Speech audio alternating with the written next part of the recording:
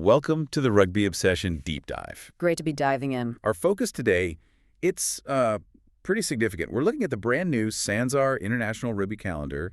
It runs right through 2030. Yeah, this is the blueprint for the next 5 years, really shaping things for Argentina, Australia, New Zealand, South Africa, and, it ripples out globally, too. It really does. And this wasn't just some quiet announcement, was it? It followed months of speculation, a lot of talk. Oh, absolutely. And that dramatic U-turn decision that came right after the 2025 Rugby Championship. Which was incredibly close, went down to the final weekend. Exactly. Nail-biting stuff. It feels like the quality of that competition, how intense it was, directly impacted this whole calendar decision. Performance matters. It certainly seems so.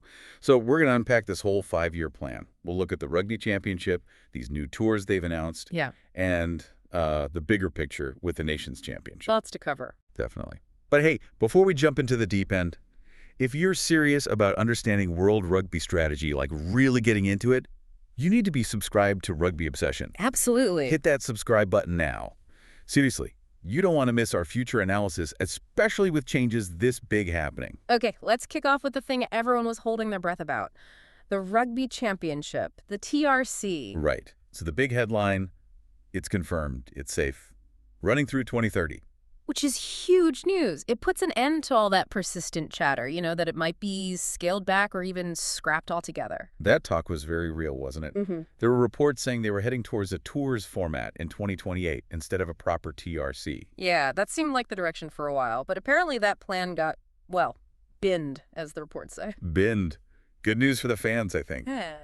Shows that maybe tradition and competition still count for something. It does, and there's a key figure here, apparently.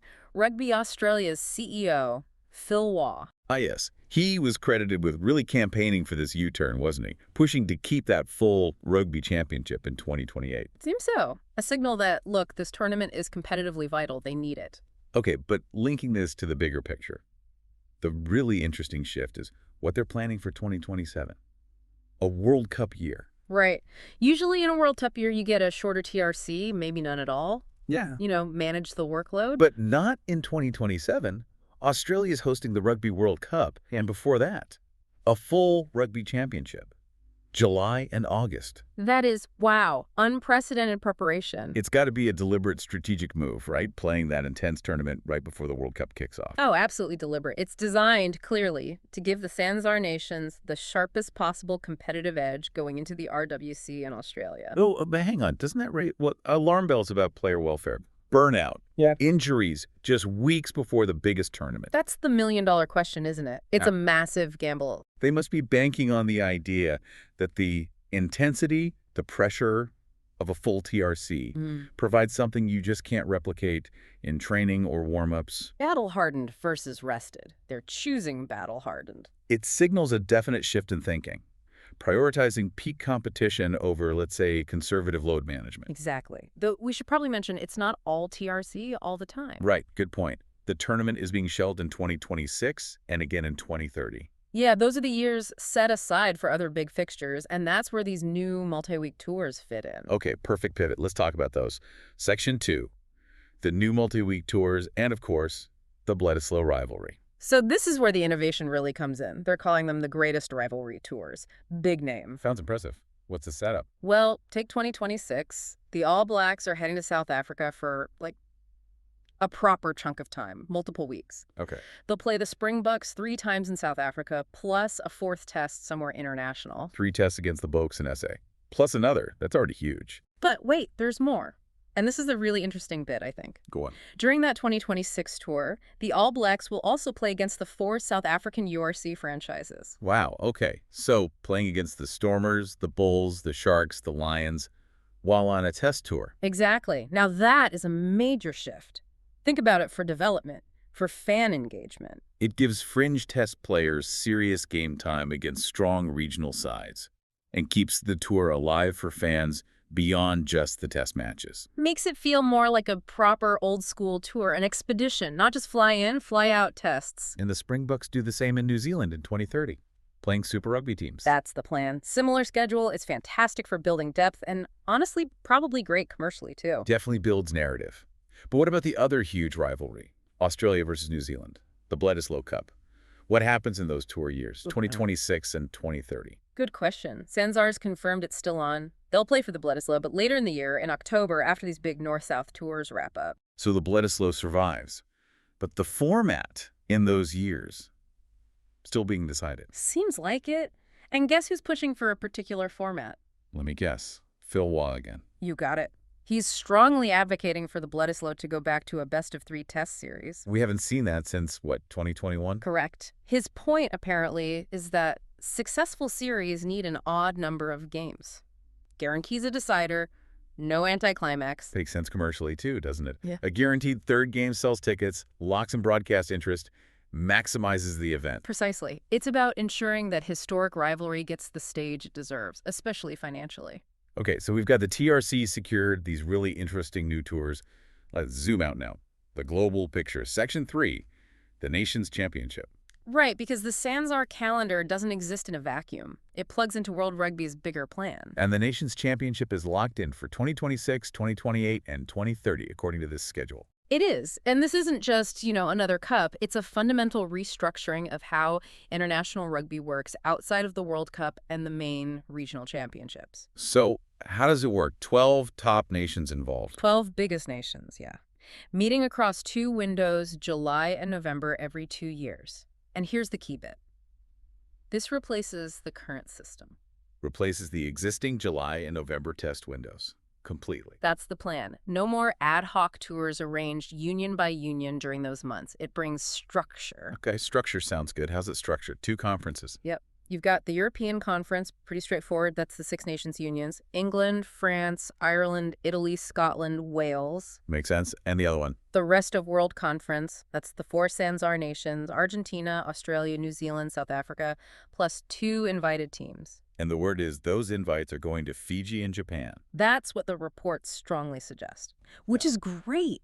Bringing Fiji and Japan into a regular top-tier competition structure like this is massive for them and for the global game. It really is. Yeah. So you play games in July, play games in November. Then what? Is there a final? A winner? Absolutely. All those league games across the 2 windows feed into some kind of final series, expected to be held, probably in the Northern Hemisphere, in November. To crown an overall champion. Essentially, yes. Decide the top dog for that cycle. And there's talk of a second division, too, with promotion and relegation, which adds another layer of meaning to all those tests. Okay, that's ambitious. Yeah. A proper global league structure. It's the closest we've ever gotten. Aims to really pit North versus South consistently and find out who's best outside of a World Cup year. Right, that gives it real significance. Yeah. Okay, we're moving into section 4 now. Reactions, and maybe the one big snag in this otherwise positive picture. But before we get into the, let's say, critique, just a reminder.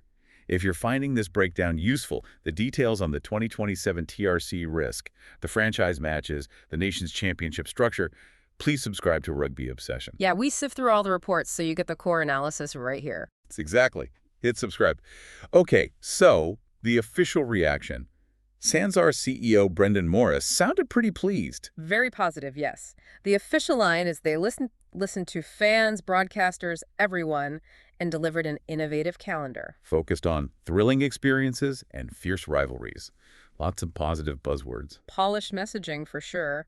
And look, they did deliver on keeping the TRC, which was probably the number 9 fan concern after that U-turn talk, so credit there. They definitely listened on that front. But, and it feels like a big but, that positive spin kind of ignores the massive missed opportunity, doesn't it?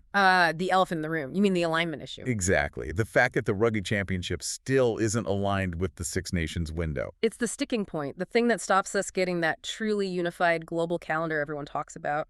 If the TRC moved earlier, lined up with the 6 nations... Wow. That would be transformative. Closest thing since the game went pro. But it didn't happen. Still, that north-south divide in the calendar still causes player release headaches for clubs everywhere. And we kind of know why, don't we? The politics of it. Most of SANZAAR apparently was open to moving the TRC earlier. Right. Argentina, Australia, South Africa, they seem keen. But New Zealand Rugby. New Zealand held out. Again, they have their reasons tied to their domestic season and Super Rugby, but they are the roadblock to that global alignment. And this calendar, locked in till 2030, seems to bake that misalignment in for the next 5 years at least. It does look that way. However, remember that U-turn on the 2028 TRC format. Yeah, it showed things can change, even late in the day. Exactly. And there was an interesting report in Rapport, the South African paper. It suggested New Zealand might be convinced to shift the TRC window earlier. Oh, what's the catch? The catch is only if the Six Nations organizers agree to move their tournament forward by about 2 weeks. So New Zealand are saying, okay, we'll consider moving, but only if you guys in the North shift first. That seems to be the gist. It turns it from a Southern Hemisphere issue into a global negotiation. Leverage. Fascinating. Requires compromise from both sides. And the Six Nations window is so entrenched, culturally, commercially, February, March. Deeply entrenched.